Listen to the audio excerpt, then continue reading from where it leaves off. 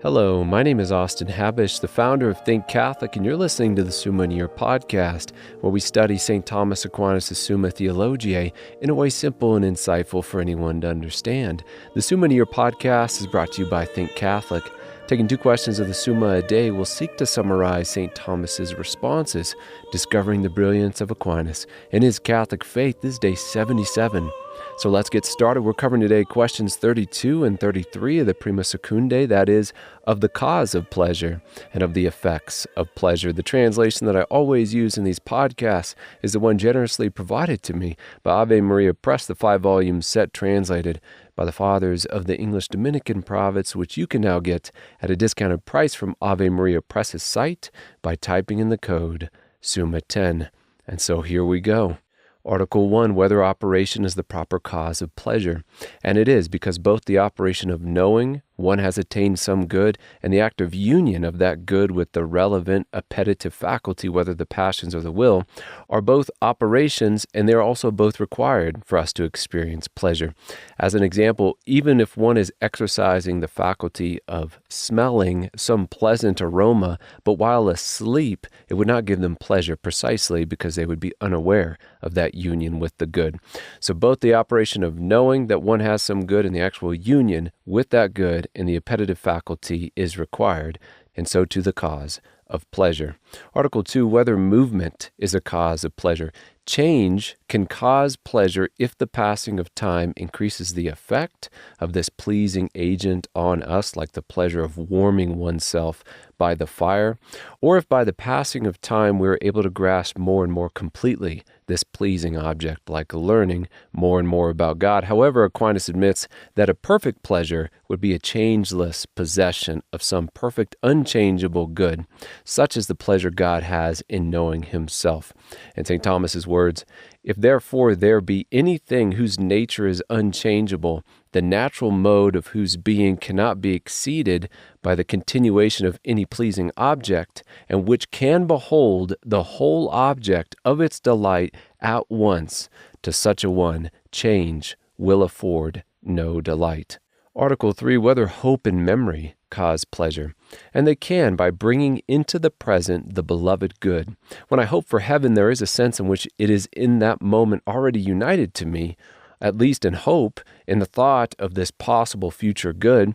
Also, the memory of a lost loved one can elicit a kind of pleasure in us by bringing this beloved loved one in the present, at least in remembering them, which we will consider in the next article as well. But memory produces a less perfect pleasure than that of hope, because hope has with it the possibility of attaining this good, which makes it more pleasing to us.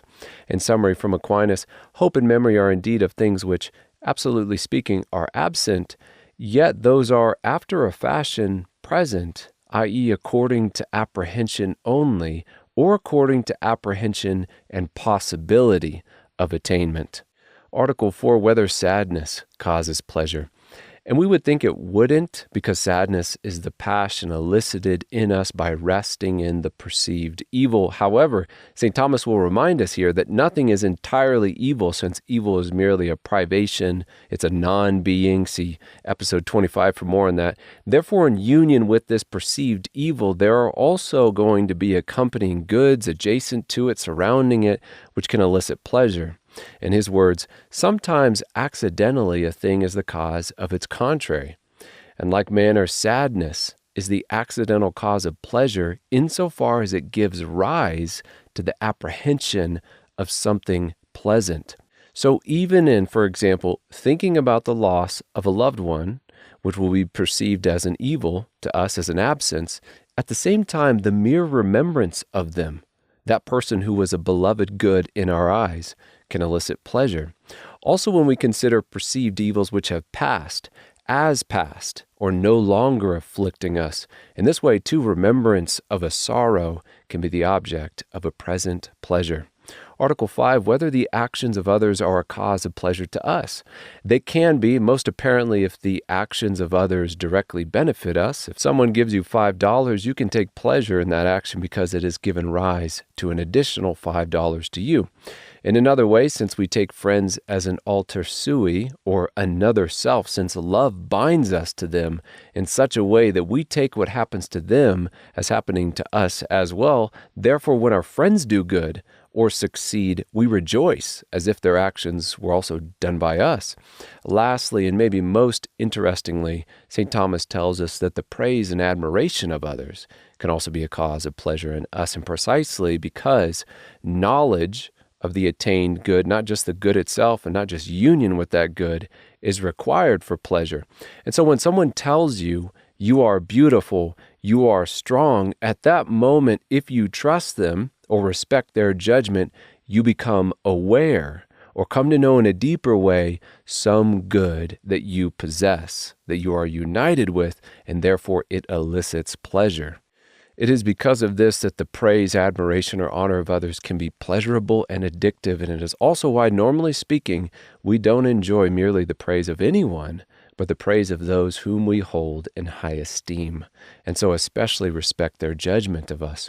In Aquinas' words, from the fact that another's actions makes us to know or appreciate our own good, and for this reason men take pleasure in being praised or honored by others, because, to wit, they thus become aware of some good existing in themselves, and since this appreciation receives greater weight from the testimony of good and wise men, hence men take greater pleasure in being praised and honored by them. Article 6, whether doing good to another is a cause of pleasure. And it can be, and for a couple of reasons. First, if the person we are doing good to is a friend, because as we've mentioned already, the good that happens to them we take as having happened to us. Second, because we can be confident that, as Jesus says, whatever one does to the least, he did it to our Lord, so that no one good deed to them, to the least, will go unrewarded. Third, because in doing good in the world, we proved ourselves that we have some aspect of goodness, whether that be looking at the achievements of one's child or the greatness of some good done to another, and therefore that can be a source of pleasure to us. Fourthly, because if a man is virtuous, then doing good deeds have a kind of similarity or connaturality, a suitableness, a likeness to him, and so he rejoices in that which is likened to him, like we naturally rejoice in other things connatural to us, like food or drink or sleep or contemplation. Lastly, since love is the primary cause of pleasure, since it is the loved good that gives us pleasure, therefore the greater our love for this person, for our friend, the greater will be the pleasure in doing good to him or her. And Aquinas' words, when a man is moved by one whom he loves to do good to someone, for whatever we do or suffer for a friend is pleasant, because love is the principal cause of pleasure. Finally, within this article, St. Thomas gives an insight into why some take pleasure in doing evil to others, and not necessarily moral evil to others, but things like punishing or rebuking, which are likely to be received as a cause of sadness to those who are receiving it. He writes, and is worth quoting Aquinas at length here, to contradict and to punish give pleasure, not as tending to another's ill, but as pertaining to one's own good. To contradict and to scold can give pleasure in two ways. First, as making man imagine himself to be wise and excellent, since it belongs to wise men and elders to reprove and to scold. Secondly, insofar as by scolding and reproving one does good to another, for this gives one pleasure, as stated above. It is also pleasant to an angry man to punish insofar as he thinks himself to be removing an apparent slight which seems to be due to a previous hurt. For when a man is hurt by another, he seems to be slighted thereby, and therefore he wishes to quit of this slight by paying back the hurt. And thus it is clear that doing good to another may be of itself pleasant, whereas doing evil to another is not pleasant except insofar as it seems to affect one's own good.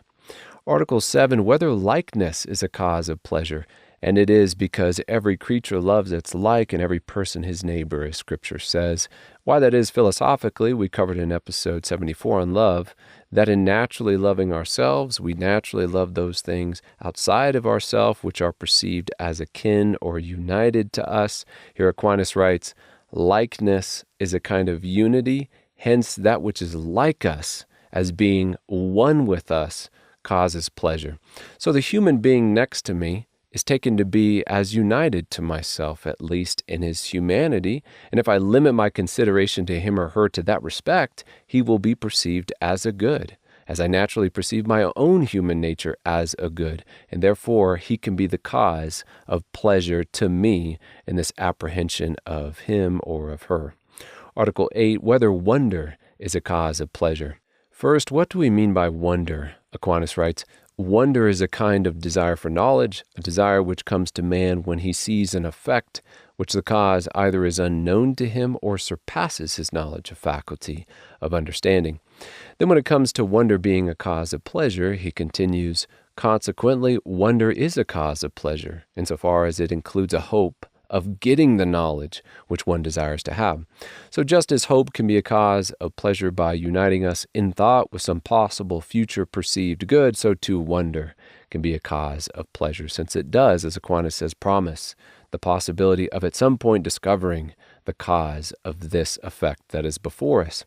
And with that, we move on to our next question, which is question 33 of the effects of pleasure. Article 1, whether expansion is an effect of pleasure.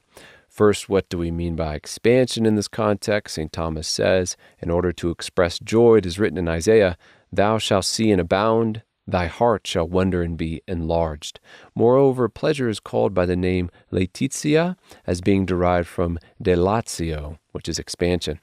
So we use the term metaphorically to denote the components which elicit pleasure, which is the union with the good and the apprehensive faculty by receiving it in the mind or the senses, as well as reception into the appetitive faculty, whether it be the passions or the will. In both cases, the reception of the good, which elicits pleasure, can be taken metaphorically to expand those faculties which are receiving this perceived good. Article 2, whether pleasure can cause thirst or desire for itself. Pleasure considered in itself is an emotion arising from the good possessed. It is a kind of rest, not denoting further thirst or desire, but it can lead to desire if the thing possessed leads us on to desire other things, or this one thing just more perfectly. Like pleasure in hearing the first verse of a song might lead us to desire the second verse, or an imperfect possession of the knowledge of God might lead one to desire a perfect possession of that knowledge of Him. Or if our pleasure is not from the thing actually possessed, but only possessed in hope or memory, then it can lead us on to desire actual union with that good. In all of these ways, pleasure can be said to cause a desire or thirst for more. Article 3, whether pleasure hinders the use of reason.